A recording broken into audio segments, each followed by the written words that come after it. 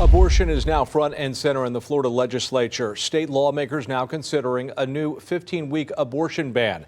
Despite major protests from Democrats and pro-choice groups, that bill cleared its first major hurdle today when it received the thumbs up from the State House subcommittee. CBS 12's Jay O'Brien has been digging into the issue. He joins us now with what's next and if that ban has a chance of becoming law. Jay?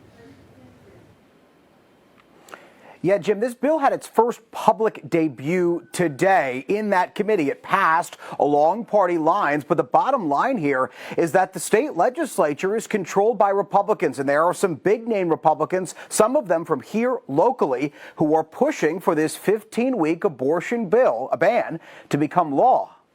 In Tallahassee tonight, the wheels in motion on a new restrictive abortion law. The bill would bar abortions after 15 weeks instead of current state law, which prohibits the procedure after 24. It includes exceptions for the health of the mother, but not for rape or incest. Anything after 15 weeks of prohibition. Drafted in part by Representative Aaron Grawl from Vero Beach, the bill sailed through a state subcommittee today along strict party lines. Rep. John Snyder, a Republican from Stewart, voted yes. We want to fight for every single human being. Why no exceptions for rape and incest? Really, because they're not needed in the way that the bill is crafted. Snyder says that's because under this bill, all abortions would still be allowed anytime before 15 weeks. And state data shows 94% of abortions occur during that window. Lawmakers estimate only about 5,000 abortions a year would be impacted by the bill. Florida's legislation modeled after Mississippi's abortion law currently before the United States Supreme Court. A conservative majority of the 9 justices now appear poised to uphold that ban, giving ammunition to states like Florida now crafting similar laws. We definitely feel like the opposition has the upper hand. Alexa Lane is a reproductive rights advocate with the abortion provider Presidential Women's Center in West Palm Beach. She says Florida's proposed law would seriously impact their clients, particularly those who don't know they're expecting until late in their pregnancy. We would like our community to rise up, to become engaged, to get involved. So much still rides on that court battle. If the United States Supreme Court upholds Mississippi's abortion law, that would mean that Florida could enact its law if it were to pass. But if the court strikes that law down, then it would be a tougher road for Florida. Now to a battle over technology and safety in the skies. Cell phone users across the U.S. were supposed to get upgraded 5G service today, but there's been a change of plans. Verizon and AT&T decided to stop the rollout of 5G near major airports, including Palm Beach International, amid concerns that it could interfere with airline signals and put passengers in danger. CBS 12's news reporter Lexi Null has more on the safety concerns and how this is already affecting flights.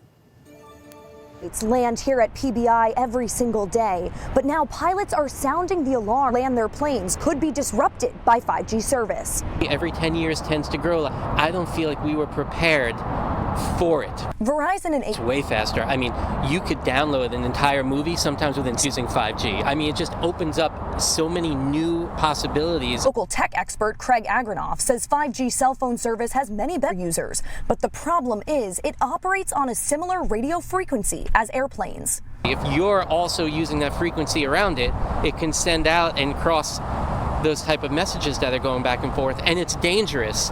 Earlier this week, several airlines penned an urgent letter to the federal government saying 5G will interfere with technology that helps pilots judge their distance from the ground and land planes. This one instrument, if it gets bad data, sends it to a collection of other systems, flight controls, auto throttles, windshield protection, stick shaker. I could go on under 17 items. Each of those, if they get bad information in, they're going to do bad things. In response, telecom giants called off the rollout near airports today, but they insist that 5G should not cause any issues. AT&T issued a statement in part saying, quote, "We're frustrated by the FAA's inability to do what nearly 40 countries have done, which is to safely deploy 5G technology without disrupting aviation services, and we urge it to do so in a timely manner." And as tech companies argue their case, industry insiders warn that there will be major disruptions to air travel if 5G is activated near the airports. It will be really damaging to customers. And Agranoff says the enhanced download speeds are probably not worth the headaches for travelers. We all want it until it inconveniences us. And so if you're sitting on the plane for 5 hours on the runway, trust me, you are saying, well, why the heck do we need to have 5G in the first place? The Biden administration is now in talks with both cell phone carriers and airlines to hopefully find a solution without sacrificing safety. Americans have died from drug overdoses in the last 2 decades. That's more than 70% of them, all involving opioids. Yet one of Florida's largest sheriff's offices has not equipped their deputies with the life-saving drug Narcan. CBS 12's Lily Ortiz has more on the local group's effort to change that. The sheriff's office argued that paramedics with Palm Beach County are typically the ones to arrive first to an overdose scene before they do, and first responders are trained to carry and use Narcan. Now, 2 moms who have dedicated their lives to fight this epidemic disagree, and they are on a mission to change that. Listed on this giant sign are names of people personally impacted by addiction. Protesters plan to hold this during a rally Thursday night outside the office of Palm Beach County's top cop. They want to send a strong message to Sheriff Rick Bradshaw to allow all his deputies to carry naloxone, the overdose reversal medication known commonly under the brand name Narcan. The greatest responsibility we have is to protect and preserve human life. We want the sheriff to do that by ordering and directing his officers to please carry naloxone.